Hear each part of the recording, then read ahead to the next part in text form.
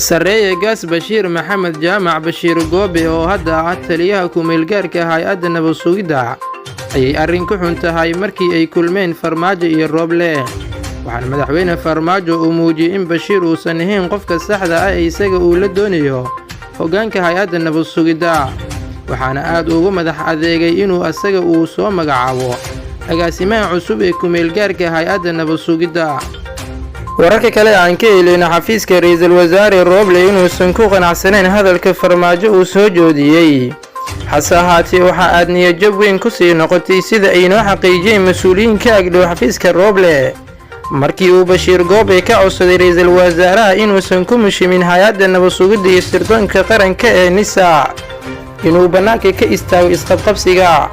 Bashiir Goobe oo shalay ilaa iyo xalay ay ka muuqatay inuu aad uga qanacsan yahay xilka loo magacaabay ayaa hadda wararka sheegaya inuu weji kale uu la soo baxay ra'iisul wasaare Rooble uuna ka codsaday qof kale inuu ka raadsado beddelkiisa.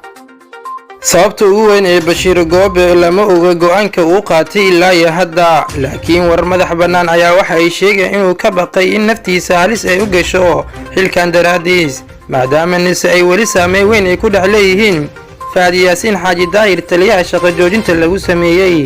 weli ra'iisul wasaare Rooble ma aqbalin codsigii Bashiir Goobe, laakiin waxa ay u muuqataa inuu ogolaado tani oo fursad u ah Farmaajo inuu xafiiska keeno shakhsiyaad uu ka mid yahay kula najiis kaliya kan bedeli kara Fahad Yaasiin Xaaji Daahir. si kastaba ha ahaatee xaaladda siyaasadeed ee dalka way kacsan tahay, waxaa fashilmay wadahadal kastoo xaaladda u dhaxaysa Rooble iyo Farmaajo ay xal ku gaari karaan. Rooble waxa uu hadda ku naaloonayaa guul siyaasadeed, waxa uuna helay kalsoonida shacabka oo meel ugu soo wada joogtay arrinta Ikraan Taaliil. inta ra'iisul wasaare Rooble uu ku adkaysanayay in la joojin karin kiiska Ikraan Taaliil, cadaaladana la horkeeni doono qof kasta oo ku lug lahaa dilkeeda. ma muuqato isku soo dhawaasho siyaasadeed ay gaari karaan Rooble iyo Farmaajo.